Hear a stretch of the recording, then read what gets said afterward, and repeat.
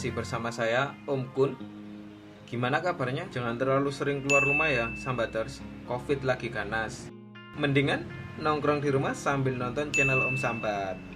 Dijamin sehat selalu dan jauh dari corona. Kali ini Om Kun akan membahas alur cerita Sister Underworld. Film ini bergenre action tahun 2016. Tanpa banyak spoiler di awal, siapkan handsfree, kopi, rokok, sate, lontong, saus, tomat, terasi, kerupuk, es teh, campur, air cincau, dan without ngenteni long again, langsung saja.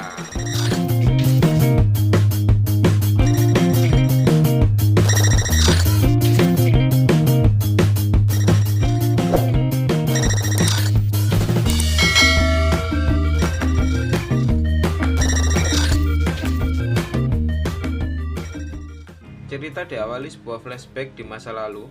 Terlihat sebuah keluarga sederhana yang terdiri dari kedua orang tua dan kedua anak, yaitu putra dan putrinya. Mereka sedang merayakan pesta ulang tahun.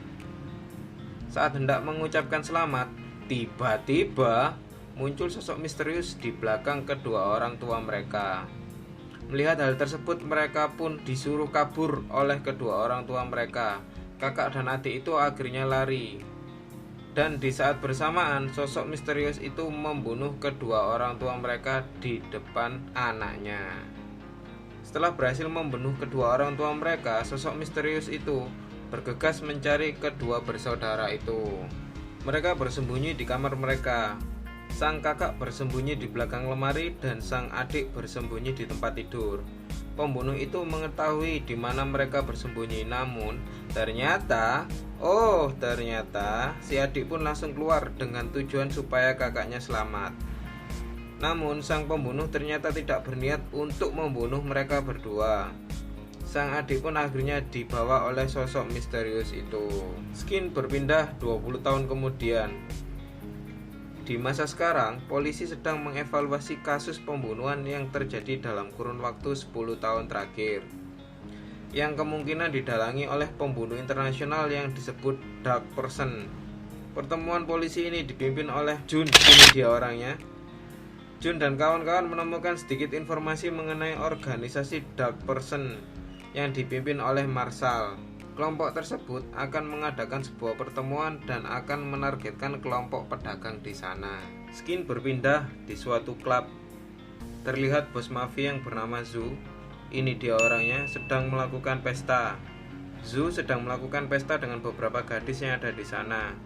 Singkat cerita, Marshall berencana untuk membunuh Zhu. Pembunuh bayaran Marshall pun datang ke klub ini dia orangnya. Sebut saja Siti. Siti sedang menyamar sebagai wanita penghibur yang dipesan oleh Zhu.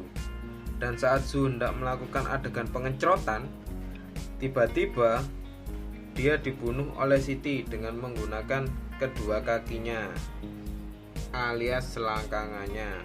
Lanjut, ternyata Siti ini memang pembunuh profesional. Dia benar-benar terlatih dan bukan pembunuh kaleng-kaleng. Terlihat Siti dapat melumpuhkan kedua pengawal Zhu dengan mudah.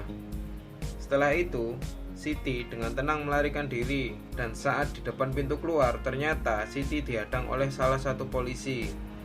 Di sana, Siti pun dapat melumpuhkan polisi tersebut. Namun, Siti tidak mau membunuh polisi itu.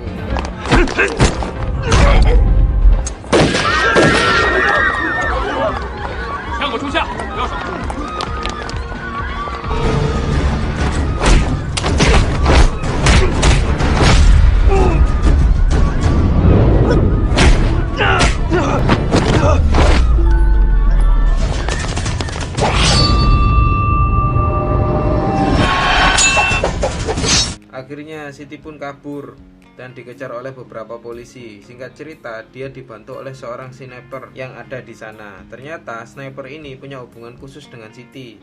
Ini dia orangnya, sebut saja Alex. Alex membantu Siti tanpa direncanakan, guys.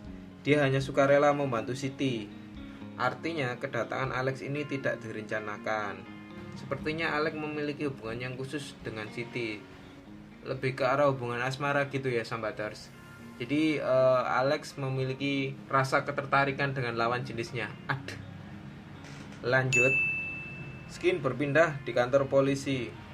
Ditemukan ternyata Ada sebagian dana dari dark person yang dikirimkan ke sebuah panti asuhan. Singkat cerita, Jun pun bergegas menuju ke panti asuhan itu untuk mengeceknya. Namun ternyata di sana Jun tidak menemukan apapun. Di sana Jun hanya melihat sekumpulan anak kecil yang sedang bermain. Saat hendak pergi, Jun pun hendak pergi dengan tangan kosong. Namun sesaat sebelum Jun pergi, dia mendapatkan kiriman foto anggota dark person. Ternyata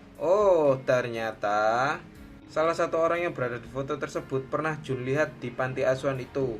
Dia akhirnya kembali menuju panti asuhan dan bertanya kepada anak ini yang bernama Duo. Ternyata Siti memiliki hubungan dengan Duo. Setelah Jun memberikan beberapa pertanyaan kepada Duo, Jun memiliki firasat bahwa suatu saat Siti akan datang mengunjungi Duo lagi. Dia pun memerintahkan beberapa timnya atau anggotanya untuk mengawasi panti asuhan tersebut. Sesaat Jun hendak pergi, ternyata Alex selalu mengawasi Siti. Di sini Alex melihat bahwa Jun hendak menyiapkan perangkap untuk menangkap Siti. Alex tahu bahwa polisi telah menjaga panti asuhan tersebut. Alex pun mengingatkan kepada Siti untuk tidak pergi ke panti asuhan itu. Singkat cerita, malam pun tiba. Siti tetap datang ke panti asuhan tersebut dengan mengendap-endap. Dia menemui Duo yang sedang tidur. Dia membangunkan Duo dan hendak membawa Duo ke suatu tempat. Mereka pun membuat janji kalau mereka akan bertemu kembali keesokan harinya di suatu tempat. Keesokan harinya, Duo sedang berada di tempat yang sudah disepakati.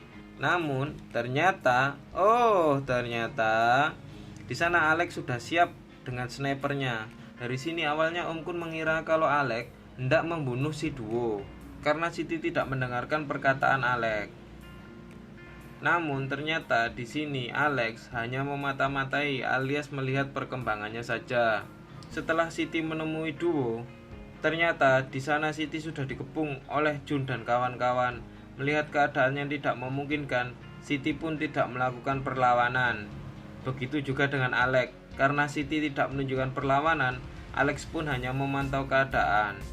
Lanjut, singkat cerita, Siti yang sudah tertangkap dibawa dan diinterogasi oleh Jun dan kawan-kawan di markas polisi.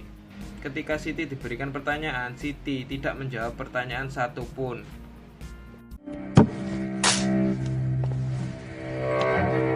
到目前为止，我们掌握的几10起案件，作为黑暗者组织的主角，